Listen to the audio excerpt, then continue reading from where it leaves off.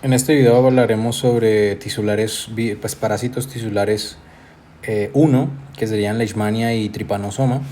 Entonces vamos a abordar lo que sería como tal iniciando Leishmania, hablando sobre su clasificación, su ciclo de vida, que es lo más importante, luego con lo que sería sus síndromes clínicos y luego ya pasaríamos a lo que sería tripanosomas.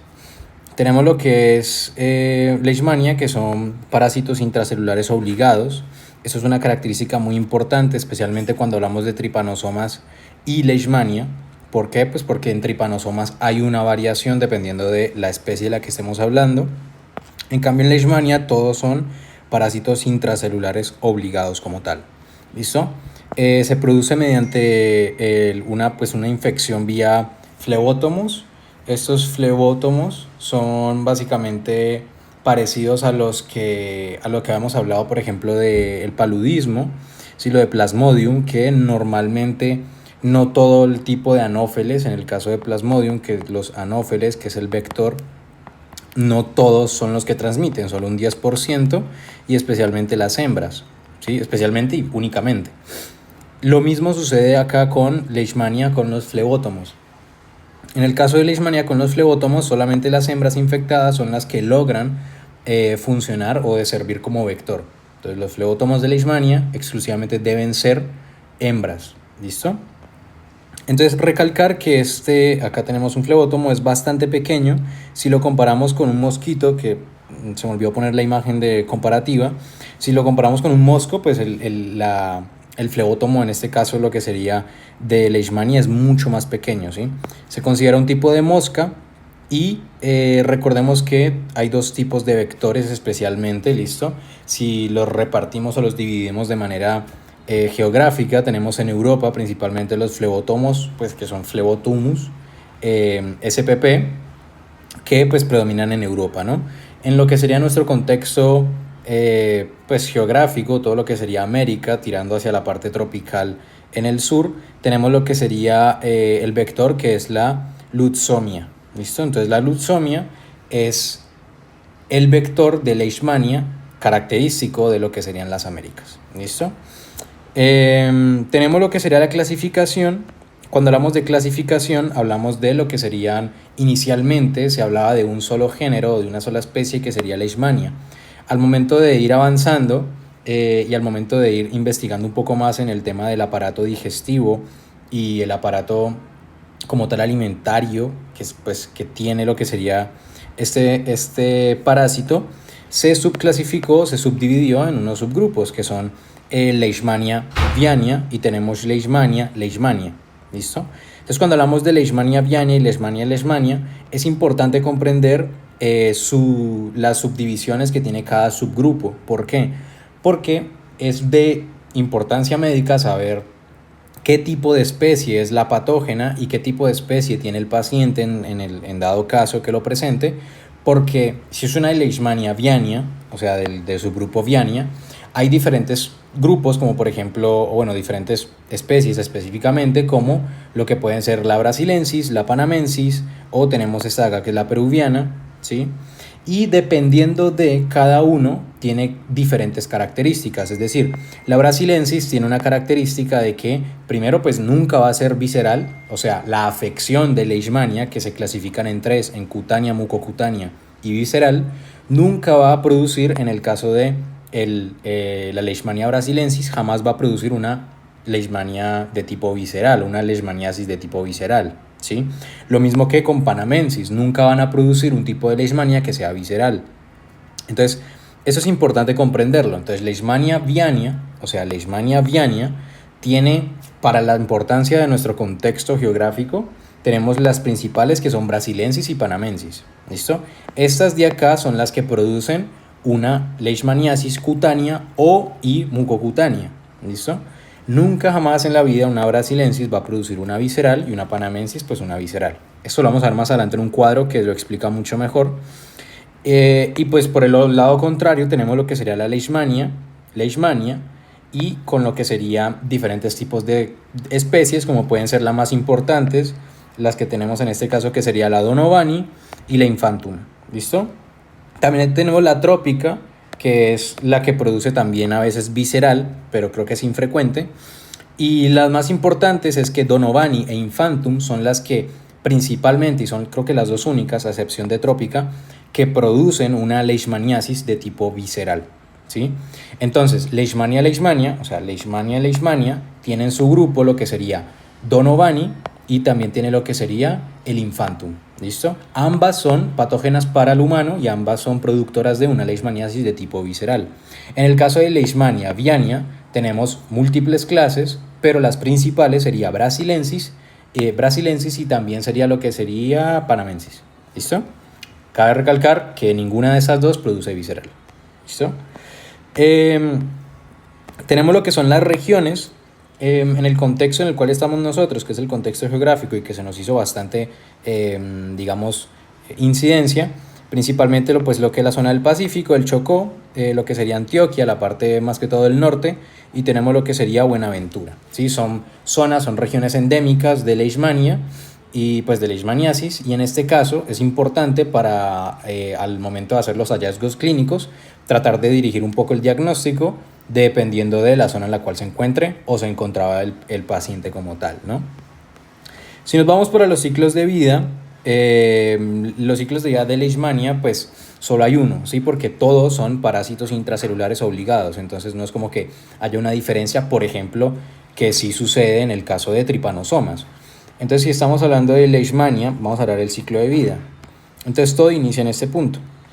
Tenemos lo que sería la mosca, que dijimos que era el flebótomo, que en este caso, pues, el más común en América sería se me olvidó el nombre inclusive, el Lutzomia, ¿listo? Entonces, este Lutzomia, que es la mosca que produce, que es el vector que transporta estos parásitos de Leishmania, pues, se posa sobre la superficie de la persona y al momento de picar, pues va a regurgitar lo que serían los promastigotes.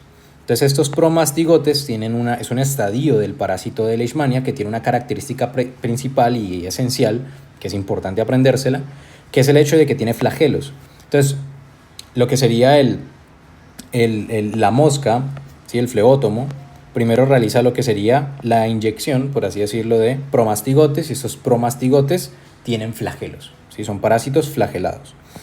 Estos flagelos, pues, que son los promastigotes, van a generar una interacción con las células fagocíticas, que también se conocen como células reticuloendoteliales, que pues las células fagocíticas básicamente pueden ser macrófagos, neutrófilos, monocitos, células dendríticas, y estos promastigotes que son flagelados van a realizar una interacción con lo que serían las células pues, reticuloendoteliales o células macrófagos o fagocíticas como tal, ¿no?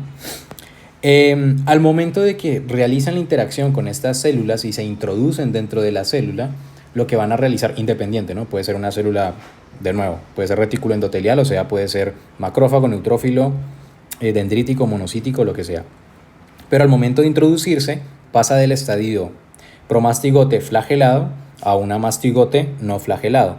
Es importante recordar de que esto lo hace de manera intracelular, ¿sí? O sea, al momento en el que estamos acá extracelular, que es cuando se inyecta, y cuando sucede el paso de la interacción promastigotes con las células reticuloendoteliales, van a producir lo que sería ese paso, esa transición de promastigote a mastigote, de flagelo a no flagelado como tal. ¿Listo? Luego tenemos lo que sería la fase de amastigote, que cuando hablamos de fase de amastigote es cuando estamos hablando de que está dentro de la célula, recuerden, es un intracelular obligado, y en este punto hay características esenciales, y es que como están en fase amastigote, están en fase, digamos, en la fase más infectiva que hay, en este punto tenemos dos características que, uno, es diagnóstico, ¿listo? O sea, es diagnóstico, si hacemos por ejemplo, más adelante vemos, pero si hacemos una toma de muestra de el tejido que está malo y lo extendemos y hacemos una tinción, bueno, una muestra de gota gruesa, fina también, lograremos observar lo que serían los amastigotes, ¿sí? También en esta fase amastigote es una fase en la cual es infecciosa para el flebótomo, ¿listo? Entonces, como es infecciosa para el flebótomo, también es diagnóstica para lo que sería el humano, pues, médico, ¿sí? En este momento, cuando un flebótomo se pose sobre la persona que tenga y que esté en fase de amastigote, es decir, que tenga mastigotes en las células reticuloendoteliales, lo que está sucediendo es que puede reabsorber o puede, digamos, al momento de picar y succionar la sangre, lo que va a hacer es que va a haber una entrada de amastigotes como tal. ¿Listo? También recalcar que en la fase amastigote hay una característica principal y es que ocurre lo que sería el daño como tal de los daños tisulares, es decir, pueden ser daños tanto cutáneos como mucosos como de viscerales, ¿no? Que luego lo vamos a ver, pero es en la fase amastigote. Luego pues el flebótomo va a realizar lo que sería la picadura. Al momento de hacer la picadura va a inyectar, si está infectado, va a inyectar más promastigotes y va a reabsorber más amastigotes, ¿no? Esos amastigotes van a viajar a través del aparato digestivo de lo que sería el flebótomo y en este caso en el intestino medio exactamente va a realizar lo que sería la transición. Pues primero va a realizar lo que es una reproducción, ¿listo? Se va a reproducir y los amastigotes van a convertirse en promastigotes, es decir, van a, por así decirlo, madurar y van a convertirse en promastigotes y se van a reproducir mediante la fisión binaria como tal. ¿Listo? Luego lo que hace los promastigotes que están en el intestino medio, o sea, que pasaron de amastigotes a promastigotes, lo que van a realizar es dirigirse a la probóscide, o sea, a la parte anterior y ventral de lo que sería el aparato de las glándulas salivales del flebótomo, y en este caso lo que hacen es, de nuevo, repetir el ciclo como tal. ¿Listo? Entonces acá tenemos lo que sería la imagen que explica lo que acabamos de ver, que básicamente tenemos lo que sería la invasión de células reticuloendoteliales mediante lo que sería la inyección, ¿listo? Lo que sería la inyección inyectado en la piel. Tenemos amastigotes dentro de la célula, ¿listo? Estos amastigotes dentro de la célula lo que van a hacer es, pues tenemos diferentes tipos de especies que producen, por ejemplo, observamos lo que sería la brasilensis haciendo piel y mucosa. Tenemos lo que sería la Donovani teniendo un tejido visceral, o sea, haciendo la leishmaniasis de tipo visceral. Y tenemos la trópica que puede producir, digamos, una leishmaniasis visceral, pero pues no es como tan común, ¿no? Tenemos lo que serían los amastigotes dentro de la célula, que es la fase diagnóstica. Luego, en este caso, lo que se realiza es que hay una ingesta de la célula parasitada, es decir, el mosquito pica, se absorbe esa célula y lo que hace es que se transforma en promastigote.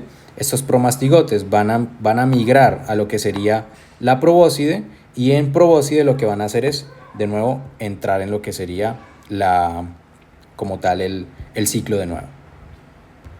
Entonces, una vez quedó claro lo que sería la reproducción a nivel de, bueno, el ciclo de vida del parásito Leishmania, importante comprender dos cosas. Lo primero es que la fase amastigote es la fase infecciosa. Y cuando hablamos de infecciosa, estamos haciendo referencia tanto para el humano como para el flebótomo, y también es la fase diagnóstica, ¿sí? Entonces, más adelante, cuando veamos lo que sería los diferentes tipos de, pues, por ejemplo, las diferentes lesiones, cuando se toman las muestras, normalmente pues uno va a diagnosticar lo que sería la presencia de amastigotes en X muestra de X biopsia o bueno, tal, ¿no? Lo segundo es que pasamos de un promastigote a un amastigote, es decir, de un flagelo, o bueno, un parásito flagelado a uno que no tiene flagelo, porque pasamos de estar extracelular a intracelular. Entonces es importante comprender esas tres características.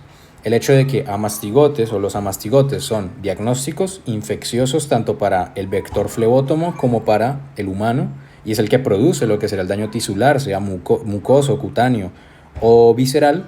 Y también el hecho de que pasamos de flagelado a no flagelado, porque pasamos de estar extracelular a intracelular, por ende el flagelo es inútil. ¿Listo? Entonces pasaríamos a lo que sería los reservorios. Cuando hablamos de reservorios son aquellos animales o aquellos animales principalmente que permiten lo que es esa acumulación, ser un saco básicamente de parásitos, como pueden ser los perros, los gatos, las chuchas, los equinos, los osos perezosos. Y bueno, en perros se ha registrado lo que son diferentes tipos de, digamos, de sintomatología. ¿Sí? Cuando hablamos de sintomatología, pues en los perros pues puede ocurrir, digamos, que presenten ciertas lesiones cutáneas parecidas, en el hocico presenten lesiones cutáneas con, digamos, como con tipo de desgaste. También tenemos un crecimiento de uñas y poco más, ¿no? Pero pues estos son como, no es tan relevante porque normalmente nunca se tiene en cuenta el perro, que puede ser el reservorio que luego genera el vector que luego pica al humano. Entonces no es muy importante. En nuestro contexto social, cultural y geográfico tenemos lo que sería la exposición pues, a múltiples poblaciones, como puede ser la guerrilla, los paramilitares, los propios militares, los agricultores, los habitantes de la zona adyacente, y pues todos estos son claramente susceptibles a adquisición de una leishmania, ¿no? Entonces vamos a hablar de los síndromes clínicos, y para hablar de los síndromes clínicos debemos hacer una relación importante entre el síndrome clínico que estemos hablando, es decir, de una leishmaniasis sea visceral, cutánea o mucocutánea, con una cepa en especial, bueno, con un tipo de especie, ¿no? Entonces hablamos de que la cutánea y la mucocutánea pues son tipos de leishmaniasis pues que no son, digamos, tan graves, en el sentido de que normalmente son autolimitadas y el parásito leishmania pues normalmente el sistema inmune lo controla, ¿no? ¿Qué pasa? Normalmente esto ocurre en secuencia, ¿listo? Cuando digo que ocurre en secuencia, me hago referencia principalmente a la 1 y la 2, es decir, a cutánea y mucocutánea. Una persona sufre primero de cutánea y si no realiza un tratamiento adecuado o el sistema inmune no está del todo competente, puede desarrollar una complicación a mucocutánea, ¿sí?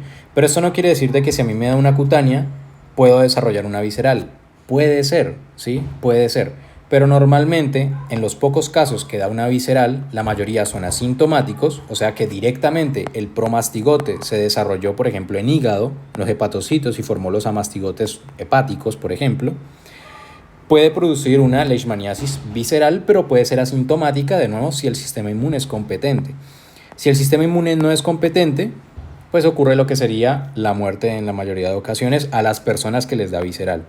No quiere decir de que si me da cutánea me va a dar visceral. No, vos puedes adquirir lo que sería una visceral directamente o una cutánea directamente, y si no te cuidas puedes adquirir una mucocutánea desde la cutánea. ¿Listo?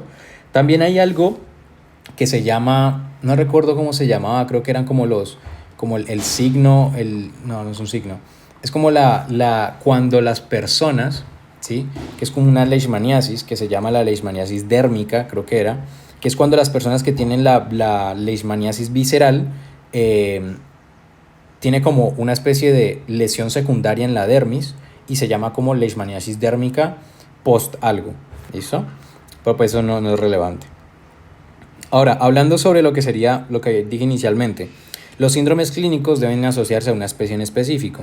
Me refiero, habíamos dicho de que Leishmania viania tenía brasilensis y tenía panamensis, ¿sí? Que era lo que vimos acá arriba.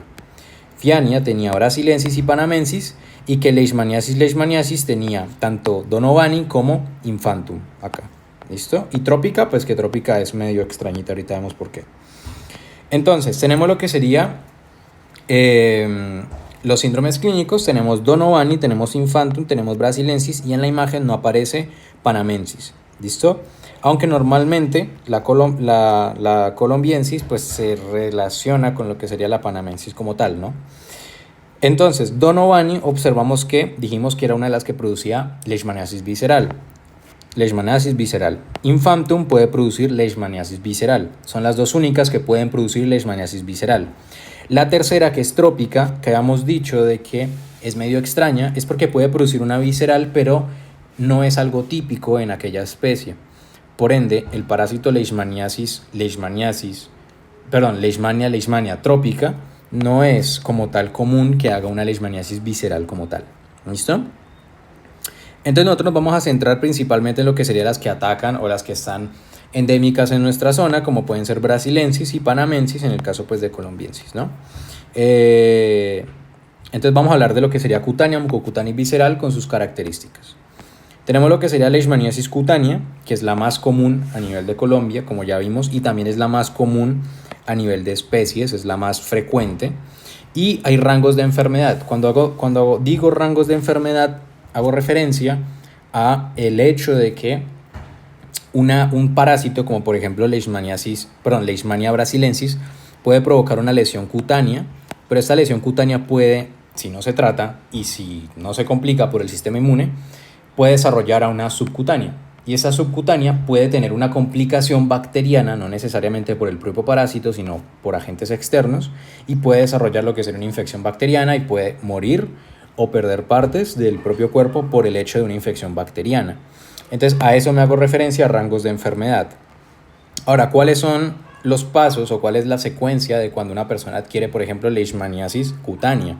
Entonces iniciamos con lo que es una pápula roja a nivel de la picadura del flebótomo, de la mosca, y esta pápula que es roja, que es rojiza, inicia como tal una pápula roja, como una bolita, pero luego va avanzando a través del tiempo en el mismo punto, pero empieza a convertirse en una lesión mucho más pruriginosa, mucho más que irrita, que pica mucho, y el hecho de uno rascarse, de lesionar, se puede autolesionar, y esto puede producir lo que sería una úlcera, ¿sí? Entonces la secuencia es pápula roja, de esta pápula pasa lo que sería como tal características de ser muy pruriginosa, de ser muy, pues, que pica mucho, picazón, tiene mucha irritación y produce lo que es una úlcera, ¿sí? Al igual que aumenta de tamaño. Esta úlcera con el tiempo se va a endurecer, va a producir un exudado de lo que sería tipo ceroso, poco denso, y tiene características esta úlcera que es un borde endurado, o sea, es un borde como bordes endurados en forma de volcán, que ya las vamos a ver. Y importante saber de que en esta lesión que es cutánea, de leishmaniasis cutánea, en la fase aguda principalmente, o sea, en la primoinfección, cuando nos infectamos inicialmente, tenemos un dolor, el paciente pues presenta un dolor, pero este dolor no es por el parásito leishmania, ninguno, sino es más por el hecho de la propia respuesta del sistema inmune. El parásito está ahí parado normal, está ahí sentadito, rompiendo diferentes tipos de células. Pero ¿qué pasa? La inflamación como tal, la inflamación ocurre principalmente por lo que sería el sistema inmune, ¿sí? Que reacciona, genera una hipersensibilidad a lo que sería este parásito, ¿no? O también bacteria. Tenemos lo que sería pues, que es autolimitada, menos en pacientes inmunocomprometidos, como ya habíamos dicho. Y tenemos pues, lo que es en forma de volcán con un borde endurado como tal, ¿no? Entonces recordar la secuencia, pápula roja, luego tendríamos lo que sería la úlcera con aumento de tamaño, exudado ceroso, poco denso. Y por último tenemos lo que sería pues una inflamación, ¿no? Acá tenemos diferentes características de lo que sería una leishmaniasis cutánea. Como podemos observar, tenemos esta de acá, tenemos esta de acá. Son leishmaniasis que tienen esa característica, ¿sí? Tenemos un borde endurado, tenemos una inflamación roja como inició la pápula y tenemos lo que sería un exudado inicial, acá se ve mucho mejor. Tenemos un exudado que es principalmente ceroso, ¿no? Esta inflamación que estamos viendo pues es producto de lo que sería el propio sistema inmune y tiene la forma de volcán, ¿sí? Como vemos en cualquiera, tiene forma de volcán. Eso sería leishmaniasis cutánea. Luego cuando hablamos de la leishmaniasis mucocutánea, que puede ser de nuevo por brasilensis o por panamensis, tenemos ya lo que sería el compromiso tanto de tejidos como pueden ser pues de la epidermis, de la dermis, como tejidos ya más allá como de la mucosa, ¿no? Como estamos viendo en esta imagen o en esta zona de acá. Tenemos lo que son lesiones a nivel, por ejemplo, pues a nivel del paladar inclusive. Y principalmente esto tiene unas características principales. Y es que el 80%, como hemos dicho, la mucocutánea se da por una complicación de la propia cutánea. Entonces, como si a esta persona de acá, ¿sí?, no se trata de esta cutánea y termina derivando en una de estas que estamos viendo acá. Tenemos lo que sería la característica de que es persistente. De nuevo lo mismo, si inicia como cutánea, puede desarrollar a lo que sería una mucocutánea a través del tiempo. Inclusive se han reportado casos de más de 10 años desde la primoinfección, ¿listo? Desde la picadura del flebótomo. Y luego ya pasaríamos a lo que es la última, que es la leishmaniasis visceral, que la leishmaniasis visceral tiene un apogeo y tiene principalmente lo que es una relevancia médica a nivel de los pacientes que tienen VIH, ¿sí? Los pacientes con lo que sería, pues sí, una inmunodeficiencia como tal. Y estos pacientes que tienen VIH, que pues pueden ser por inmunosupresión, listo, claramente pues no solo VIH, ¿no? Solamente que como son los más frecuentes, porque hay una población alta de VIH, pues se acude a lo que sería digamos, una importancia médica en este caso. Los pacientes, es importante recordar esto porque como el sistema inmune está bajo, cuando adquirimos lo que es pues un parásito como Leishmania, en el caso de que nuestro sistema inmune esté acabado o esté inmunosuprimido, sea por una parte pues de enfermedad o puede ser, digamos, por un trasplante y demás, el parásito tiene la oportunidad de invadir tejidos viscerales como tal, ¿sí? De invadir tejidos diferentes a los cutáneos y a los de la epidermis, ¿no? En este punto, esto le confiere el hecho de que sea de relevancia médica. Los pacientes presentan anemia, fiebre y diarrea, pero la característica esencial es que presentan algo que es la hepatosplenomegalia, por el hecho de que los promastigotes entran en lo que serían las células del hígado, los hepatocitos, y en este punto producen lo que sería un amastigote hepático, y este amastigote hepático pues se reproduce a nivel hepático, producen inflamación de lo que sería este propio órgano y una disfunción como tal. Recordar que los asintomáticos son los más digamos, los más frecuentes. Si a una persona le da una leishmaniasis visceral, principalmente pues no va a generar síntomas, ¿no? Pero en el caso de que genere los síntomas, se va a producir pues una leishmaniasis visceral sintomática y lastimosamente pues el porcentaje de sobrevida entre un asintomático y un sintomático pues es claramente más alto en los asintomáticos, porque los sintomáticos principalmente mueren como tal. Tenemos lo que sería el diagnóstico, que el diagnóstico es principalmente por clínica, pero en dado caso que necesitemos realizar una prueba o en el caso del parcial que nos pregunten cosas, normalmente tenemos lo que es la presencia de mastigotes. Recordemos que es la forma infectiva tanto para los flebótomos como para nosotros los humanos, ¿no? Principalmente se realiza lo que sería un frotis de lo que sería la biopsia de la úlcera. Como estamos viendo acá, podemos, digamos, realizar un frotis de lo que sería esta zona, bueno, una biopsia de lo que sería esta zona, y en este punto lo que se realizaría sería tomar 2/3, es decir, 2/3 del borde endurado y 1/3 de, como tal, parte del exudado o de esa zona que está viva, carnosa. Esto se realizaría pues, como tal, se observa la biopsia y claramente esto es exclusivo de mucocutánea y de cutánea. No se va a hacer una biopsia de una úlcera a nivel visceral, pues ¿por qué no? Y también tenemos lo que serían pues la presencia de promastigotes a nivel de los cultivos en el caso de que se capture la mosca, se realiza un cultivo y bueno, demás, ¿no? En el caso de los viscerales, de los pacientes que tienen una leishmaniasis visceral, se realizaría lo que es una punción esplénica, hepática, una punción y extracción o succión de lo que serían los ganglios linfáticos para pues presenciar esa parte de los amastigotes. Esto sería principalmente leishmaniasis, ¿no? Importante de leishmaniasis recordar que son intracelulares. Entonces recordar que son intracelulares. Recordar que pasamos de extracelular por promastigotes a intracelular, que es el estadio final, como a mastigotes, y que los promastigotes tienen flagelo y los amastigotes no tienen flagelo, ¿sí? Son parásitos intracelulares obligados. Y recordar que lo que sería la leishmania, leishmania, viania, principales, brasilensis y panamensis, son productoras de cualquier tipo de leishmaniasis, es decir, cutánea o mucocutánea, pero nunca de visceral, diferente a leishmania, que puede producir, leishmania, específicamente lo que sería el Donovani y el que sería el Infantum, pueden producir lo que sería visceral. Trópica también, pero es muy rara. ¿Listo? Pasaríamos a lo que son tripanosomas. Tripanosomas pues es muy parecidos al hecho de la leishmania, solamente que pues difieren bastante también a la vez, ¿sí? Entonces es medio ambiguo. Pero pues recordar que son homoflagelados y de que son extra e intracelular, es decir, no sucede como vimos acá ¿dónde está?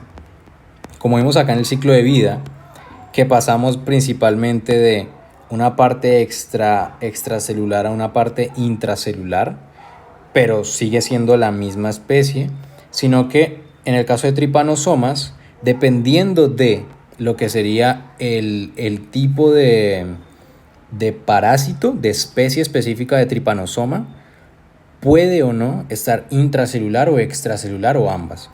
En el caso de Trypanosoma cruzi, y es para familiarizarnos de una vez, Trypanosoma cruzi directamente tiene la posibilidad de estar extracelular e intracelular. ¿Listo? Es decir, Trypanosoma cruzi puede estar tanto por fuera como por dentro de las células reticuloendoteliales, como de otras que ya vamos a ver, y esta característica es esencial para el diagnóstico. ¿Listo? Entonces, bueno, tenemos lo que son dos tipos de afecciones como son, o síndromes clínicos, como son la tripanosomiasis africana o enfermedad del sueño y la tripanosomiasis americana o enfermedad de Chagas. ¿Listo? Cuando hablamos de tripanosomiasis africana o enfermedad del sueño, nos vamos a referir exclusivamente a dos tipos de especies de tripanosoma. El Trypanosoma brucei gambiense, que es la misma, es un mismo nombre, ¿listo? Trypanosoma brucei gambiense y el Trypanosoma rhodensiense, ¿listo? Rhodensiense, sí, creo que sí. Pues claramente no es muy relevante, pero es bueno tenerlo en cuenta. Principalmente nos enfocamos en lo que es Trypanosoma brucei. También le conocen como la tripanosomiasis gambiense, ¿sí? A esta de acá. Recordar que el Trypanosoma brucei gambiense tenemos lo que es una membrana ondulante con un flagelo, y que esta membrana ondulante tiene la característica de que puede cambiar de lo que son, digamos, antígenos de superficie, y esto produce que el cuerpo genere X anticuerpos para esos antígenos, pero como cambia de antígenos cada rato, pues estos anticuerpos no van a ser funcionales.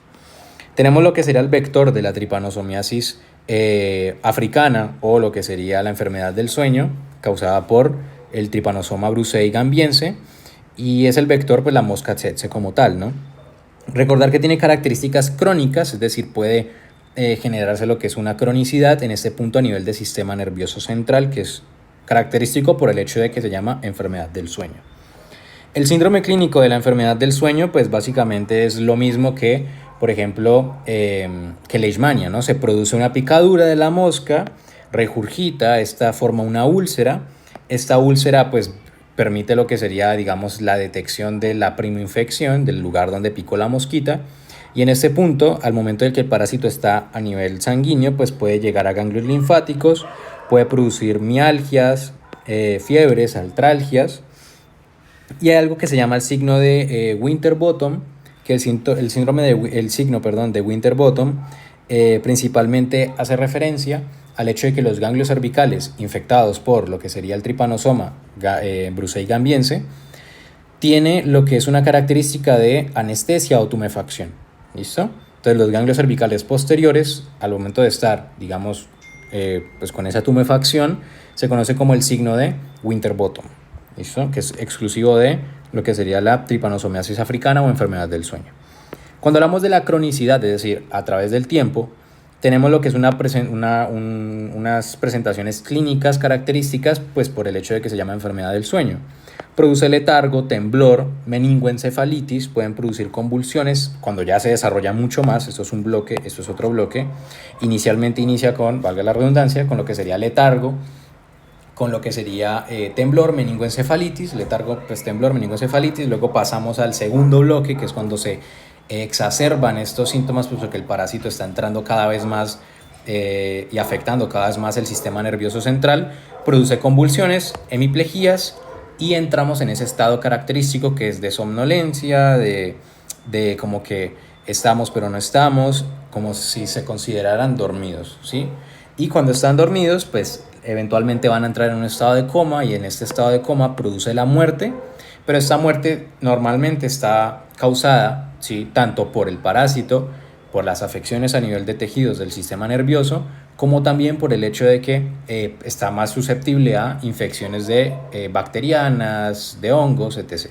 ¿Listo? Entonces recordar que la cronicidad inicia con letargo, con una meningoencefalitis y temblor, y termina en una convulsión, hemiplegia, pérdida del movimiento y lo que sería el estado de coma. Esto es enfermedad del sueño causada o tripanosomiasis africana causada por Trypanosoma brucei gambiense, ¿no? En el caso de la tripanosomiasis americana o enfermedad de Chagas, este es producido por el Trypanosoma cruzi. ¿Listo? No hay nada de de brucei gambiense. Solo es Trypanosoma cruzi. El vector del Trypanosoma cruzi no es una mosca tsetse como ocurría en el Trypanosoma brucei gambiense. En este caso, el vector del Trypanosoma cruzi para producir la enfermedad de Chagas o la tripanosomiasis americana es principalmente lo que se conoce como el chinche de besón, algo así, o del beso, que es principalmente el chinche que se llama el chinche redúvida, ¿sí? Este chinche redúvida se encuentra lo que sería, digamos, por ejemplo, en las palmas de aceite, ¿sí? Y característico de esto es el hecho de que no pica, el chinche no pica e inyecta lo que son, por ejemplo, los promastigotes, si se puede llamar de esta manera. Ahorita vemos el ciclo de vida. No inyecta el parásito, sino que defecan el parásito, y a través de las heces, que es donde contiene el parásito, es cuando nosotros mismos, al momento de rascarnos porque nos picó el bichito, arrastramos esas heces con esos parásitos dentro de la herida, y en ese punto entra el parásito como tal a nivel sanguíneo. Entonces esa es la diferencia número uno. ¿Listo? La diferencia número uno es el vector, ¿sí? Y pues claramente el continente, ¿no? Pero pues el vector, en una es la mosca tsetse para brucei gambiense, y en otra es lo que es el chinche redúvida para lo que sería como tal el Trypanosoma cruzi. También le llaman lo que es una picadora de pito. Y tenemos también de nuevo un cuadro crónico y un cuadro agudo. Cuando hablamos de un cuadro agudo, estamos haciendo referencia a algo que se llama la chagona, ¿sí? O chagoma, perdón. El chagoma es básicamente el lugar donde ocurrió lo que sería la picadura del chinche, y se forma lo que sería un área eritematosa en ese lugar. ¿Listo? Normalmente, cuando ocurre a nivel de la cara, se produce lo que es un signo de Romaña, que es característico, así como el signo de Winterbottom en el caso de lo que sería la enfermedad del sueño, ¿sí? Que era como una tumefacción a nivel de los ganglios cervicales posteriores. En este caso, el signo de Romaña hace referencia a un edema y exantema a nivel alrededor de los ojos y toda la cara. ¿Listo? Entonces ya tenemos dos características: el vector chinche cruzi, y tenemos lo que sería la mosca tsetse en el caso de brucei gambiense. También tenemos un signo característico, que es el signo de Romaña, que es un edema y exantema a nivel de los ojos y toda la cara, en el caso de la enfermedad de Chagas o americana. Y en el caso de la tripanosomiasis africana o enfermedad del sueño, tenemos el signo de Winterbottom, que es una tumefacción a nivel de los ganglios cervicales posteriores. Esto, como es, digamos, agudo, presentamos a nivel de cuando se infectan los ganglios linfáticos, por ejemplo, presentamos lo que es una fiebre, escalofríos, mialgias, muy característico a lo que sería lo mismo, ¿sí? La enfermedad del sueño, una fiebre, una mialgia. Pero la diferencia es que al momento de entrar en lo que sería la parte crónica, se produce lo que es la enfermedad de Chagas, que esta enfermedad de Chagas tiene lo que es la hepatoesplenomegalia, que es muy característico, tiene la miocarditis y tiene una hipertrofia tanto de colon como de esófago. Esta hipertrofia tanto de colon como de esófago se produce por el hecho de que Trypanosoma cruzi afecta múltiples tejidos, pero aparte de estos múltiples tejidos también incluye los nervios, y esto produce un daño a nivel de plexos, como el plexo de Auerbach, como el plexo mientérico, y pues por eso produce esa característica de hipertrofia y también de esa, digamos, de esa alteración del tamaño, ¿sí? Que se le conoce como un aumento como tal de lo que son los diferentes órganos, especialmente de esófago y colon, ¿no? Tenemos lo que es una cardiomegalia a nivel de la parte crónica de la enfermedad de Chagas. Y por último tenemos lo más complicado, que es el hecho, bueno, estas dos son las más complicadas. La cardiomegalia puede producir una falla cardíaca, y también lo que sería la producción generación de granulomas a nivel dentro del cerebro. Entonces eso pues produce lo que es una compresión, aumenta la presión intracraniana y pues produce lo que es unos daños como tal a nivel del sistema nervioso central. Entonces, sobre lo que son las características clínicas nombramos tres diferencias. La primera es, primero el vector, sí, que el vector de Cruzi, de Trypanosoma cruzi, que produce la enfermedad de Chagas o tripanosomiasis americana, principalmente es el chinche redúvida, y este chinche redúvida o picadura de pito es lo que produce la entrada del parásito. Recordar que es por las heces cuando uno se rasca, no como tal la picadura. Diferente al vector que es la mosca tsetse en el caso de Brucei gambiense, que produce la tripanosomiasis africana o la enfermedad del sueño, ¿no? Esta sí es por la picadura como tal. Esa es la primera característica. La segunda característica es el hecho de los signos. Tenemos un signo de Winterbottom en el caso de los ganglios cervicales posteriores que tienen tumefacción, y lo que sería el signo de Romaña, que es ese edema y exantema a nivel de la región periorbitaria que produce, y pues de la cara también, que produce esa característica signo de Romaña. Y por último tenemos lo que es la cronicidad, que en la cronicidad, por ejemplo, de lo que es la enfermedad del sueño, pues produce y le hace honor a ese nombre, que es aquel letargo, aquel meningoencefalitis, aquel temblor, aquel cambios del comportamiento, aquel hemiplegia y por último pues lo que sería la coma y la muerte, ¿no? Diferente a la enfermedad de Chagas, que produce lo que es una hepatoesplenomegalia característica, produce lo que es una hipertrofia a nivel de tracto gastrointestinal, principalmente de lo que sería esófago y colon, ¿sí? Y por último tenemos lo que es la cronicidad máxima, que produce lo que es como tal la muerte, que sería una cardiomegalia, muy pocos casos, pero lo produce, y también lo que sería unos granulomas a nivel intracerebrales, que produce lo que es un daño a nivel de sistema nervioso central. Para finalizar tenemos lo que es el ciclo de vida, que el ciclo de vida, de nuevo, difiere dependiendo de la especie. Ya hicimos la división de dos tipos de enfermedades o dos tipos de síndromes clínicos, y así se va a mantener para los ciclos de vida. En este lado tenemos el de Brucei gambiense y en este caso tenemos el de Trypanosoma cruzi. ¿Listo? Y habíamos dicho al inicio de tripanosomiasis que el cruzi era el único que tenía dos formas, tanto flagelares extracelulares como intracelulares. Diferente al resto, que no dijimos cuál, pero pues en este caso ya sabemos que es Trypanosoma Brucei gambiense o el rhodiense, que es el que le llaman, que son intracelulares. Entonces tenemos lo que es el tripomastigote, ¿sí? No es el promastigote de la leishmania, sino el tripomastigote, porque estamos hablando de tripanosoma. Entonces el tripomastigote, recordar que es la fase infecciosa del humano y de la mosca. ¿Listo? Entonces iniciamos lo que sería en las glándulas salivales de la mosca, y en este punto se produce lo que es la inyección de los tripomastigotes que van a entrar al humano. Cuando entran al humano, mediante la fisión binaria pueden producir, dependiendo de diferentes tejidos, pueden reproducirse, ¿no? Entonces en líquido cefalorraquídeo se pueden reproducir en sangre, se pueden reproducir en linfa. Esto claramente va a atacar a las células fagocíticas o reticuloendoteliales, como también a células epiteliales. ¿Listo? Por eso producen tanto el daño a nivel tisular como el daño a nivel sistema nervioso central, ¿sí?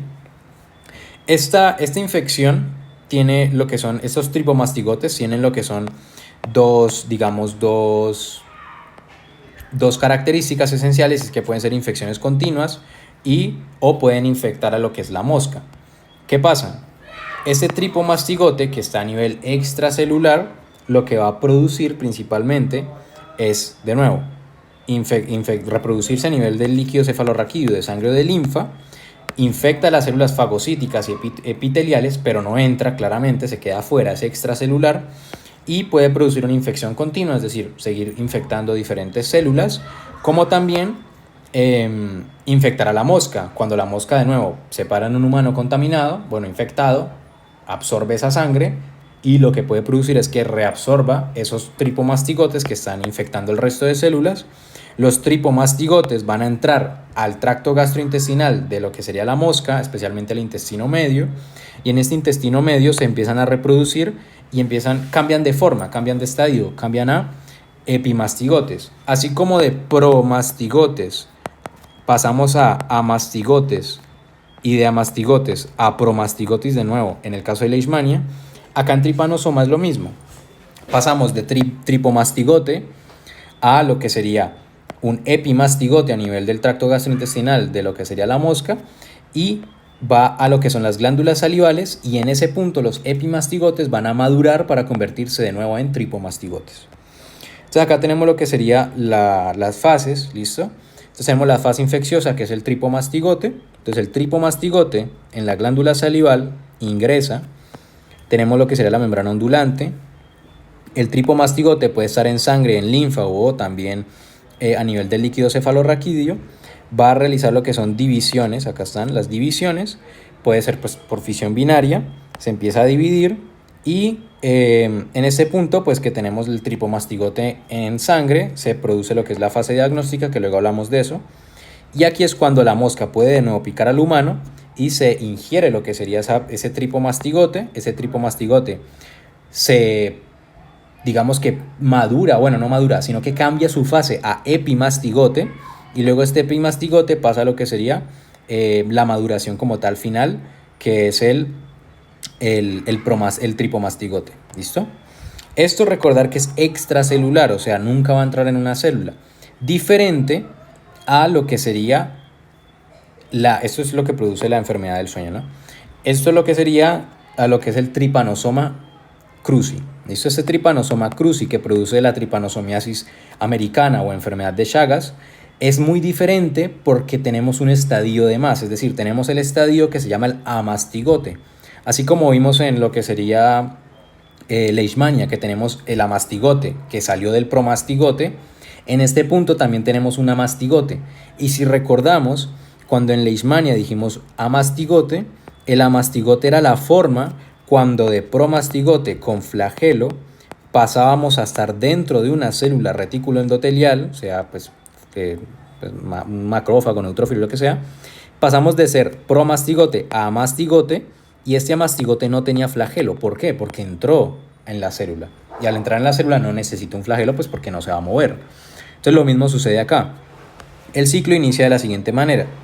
Tenemos lo que es el tripomastigote con las heces. Si este tripomastigote con las heces que produce el chinche rudóvida o rudúvida, ya me olvidó el nombre, va a entrar en contacto con la herida que produce el propio chinche al momento de nosotros rascarnos. Se produce lo que es los promastigotes a amastigotes, como también los promastigotes infecciones en diferentes tejidos. Es decir, los promastigotes pueden diferenciarse en amastigotes perdiendo el flagelo y entrando en la célula, como también pueden quedarse como promastigotes e infectar diferentes tipos de tejidos como músculo, corazón, hígado, cerebro, etc.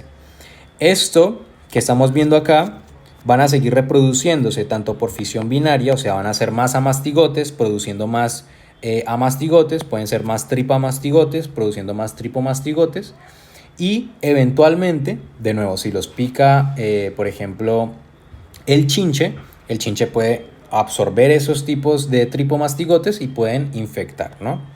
Que es lo que tenemos básicamente acá, en esta imagen de acá. Tenemos lo que es el tripomastigotes con las heces del chinche, penetra la herida por la picadura al momento de nosotros rascarnos. Tenemos la célula que se rompe formando pues los amastigotes, y los tripomastigotes se forman en amastigotes. También tenemos tripomastigotes en sangre. Recordemos, tenemos dos estadios, amastigotes y tripomastigotes, cosa que no sucede en Brucei gambiense. Y en este punto tenemos la fase diagnóstica, que es cuando de nuevo el chinche pica. Cuando el chinche pica, de nuevo se devuelve lo que sería, se forma el epimastigote, y este epimastigote se transforma en las glándulas salivales, en el tracto gastrointestinal, en lo que sería el tripomastigote. Entonces, características del ciclo de vida para finalizar. Lo que sería Brucei gambiense, es una mosca. La mosca es infectante en tripomastigotes, y estos tripomastigotes se diferencian en lo que sería nada. ¿Listo? Se diferencian en epimastigotes, pero a nivel de la mosca, cuando la vuelve a ingerir, a nivel de las glándulas salivales, Y estos epimastigotes se van a reproducir en glándulas salivales, van a migrar y van a formar de nuevo los tripomastigotes para ser maduros y formar el ciclo. Son extracelulares, no tienen fase amastigote, o sea que no son intracelulares. Por ende, si hacemos un análisis de sangre, ¿sí? un extendido gota gruesa y también lo que sería gota fina, y lo que sería un extendido de la sangre periférica, podemos observar lo que serían parásitos flagelados, que son diagnóstico para Trypanosoma brucei gambiense. ¿Qué pasa con Trypanosoma cruzi? En cruzi tenemos lo que es el chinche, y este chinche es infeccioso por los tripomastigotes, por las heces, arrastra las tripomastigotes. Estos tripomastigotes pueden seguir como tripomastigotes o pueden diferenciarse en amastigotes, al igual que en Leishmania, perdiendo el flagelo, entrando en la célula y produciendo el daño tisular. Estos amastigotes y tripomastigotes se van a reproducir, ambos se reproducen, o sea, se multiplican por fisión binaria, y luego cuando el chinche vuelve a picar al humano, reabsorbe estos tripomastigotes, y estos tripomastigotes son los que principalmente van a ir a intestino medio, y en intestino medio se convierten en epimastigotes, y estos epimastigotes migran a glándulas salivales, y en glándulas salivales no, porque no pica. En epimastigotes, y en epimastigotes se forman en tripomastigotes, que es lo que estamos viendo acá, ¿sí? Epimastigote, intestino medio, se multiplica en intestino medio, y en intestino posterior específicamente se convierte en tripomastigote. Entonces, eso sería característico de los ciclos de vida tanto de Krusei como de Brucei. En el caso del diagnóstico también difiere. En el caso de Brucei, que es principalmente extracelular, claramente, es más sencillo diagnosticar, pues por el hecho de que siempre va a estar por fuera el parásito. Por ende, si hay un extendido de sangre, una muestra de líquido cefalorraquídeo, una succión de ganglios linfáticos, básicamente vamos a ver lo que son los parásitos flagelados, que son los promastigotes, ¿sí? Bueno, los tripomastigotes específicamente. En el caso de Krusei es muy difícil porque principalmente solamente se va a observar lo que son en la fase aguda aquellos tanto tripomastigotes como amastigotes, ¿sí? Solo en la fase aguda, y principalmente los amastigotes se van a ver en fase aguda. Entonces, por eso es esencial saber si se hace una muestra de sangre, si se observan o no, y pues esto no necesariamente es diagnóstico, ¿sí? También se puede realizar lo que es la biopsia de tejidos de hígado, de vaso, de médula, y que vamos a observar lo que son amastigotes. De nuevo, recordar que los amastigotes son los que están dentro de las células, y por eso se realiza este tipo de biopsias. Y poco más.